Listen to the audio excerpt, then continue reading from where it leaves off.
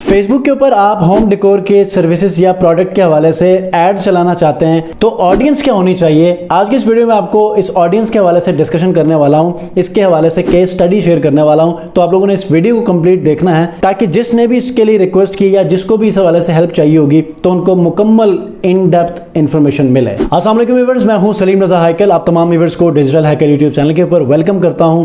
दोस्तों, home decor की आज हम ऑडियंस के हवाले से कुछ थोड़ा सा रिसर्च करेंगे और मैं आपको कुछ चीजें समझाऊंगा और किन किन चीजों को हम लेकर चलेंगे ताकि इससे हम अच्छे रिजल्ट्स ले सकें। अब जब मैं आपको ये ऑडियंस शेयर करूं ना तो आप लोगों ने इसी ऑडियंस को फाइनल नहीं करना, आखिरी लफ्ज नहीं समझना, बल्कि आप लोगों ने अपने प्रोडक्ट के हवाले से यहां से चीज़ों को निकाल कर ऐड करना है। अब देखिए, होम डेकोर की मैं बात करूं तो होम डेकोर में बहुत सारी चीज़ें आ जाती हैं, बेतहाशा चीज़ें आती हैं, छोटी चीज़ से लेके बहुत बड़े बड़े प्रोडक्ट्स तक। मैं उसको इस वीडियो में लिस्ट डाउन नहीं करूंगा, लेकिन मैं आपको उसका एक ओवरऑल अंडरस्टैंडिंग दूंगा कि हम होम डेकोर के हवाले से जब ऐड रन करें तो सबसे पहले हमारी प्रोडक्ट क्या है। छोटी सी प्रोडक्ट है जो कि हमारी डेकोरेशन में बहुत बड़ा किरदार अदा करती है, या फिर कोई सोफे की शक्ल में है, कोई जो है वो कोई फ्रेम की शक्ल में है, ठीक है, कोई बुके की शक्ल में है। मतलब डिपेंड करता है कि आपका वो प्रोडक्ट क्या है या वो आइटम क्या है, ठीक है। तो स्क्रीन के ऊपर चलते हैं। अगर चैनल पर नए हैं तो चैनल को जरूर सब्सक्राइब कीजिएगा। इस वीडियो के आखिर में अगर ये वीडियो आपको हेल्प दे रही है तो आपने मेक श्योर कि इस वीडियो को जरूर लाइक करते जाना है। अच्छा, जैसे कि मैं कहता हूं कि सबसे पहले आपने जब भी ऐड रन करना है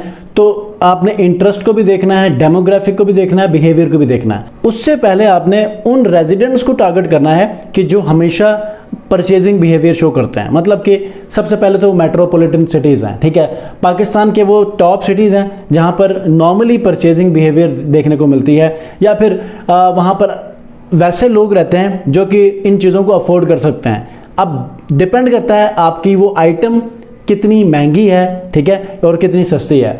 आप सबसे पहले तो मेन सिटीज़ को आप टारगेट करेंगे। उसके बाद अब हम आते हैं, अब एज फैक्टर तो आप देख लें, ठीक है, फिर से वही बात है, आपकी आइटम क्या है, ठीक है। उसके बाद इंटरेस्ट की जहाँ तक हम बात करेंगे तो इंटीरियर डिज़ाइन है, होम डेकोर है, DIY होम इम्प्रूवमेंट है, ठीक है। DIY आप समझते हैं, डू इट योर ओन, ठीक है। तो DIY home improvement, online shopping, ठीक है, मिनिमलिस्ट डेकोर, लाइफस्टाइल इन्फ्लुएंसर। अच्छा, उसके बाद मॉडर्न होम डेकोर है, इंटीरियर ब्लॉग्स है, हाई एंड होम डेकोर है, luxury furniture, online shopping, interior design, magazines, ठीक है। अब यहाँ पर ये तो हो गया इंटरेस्ट।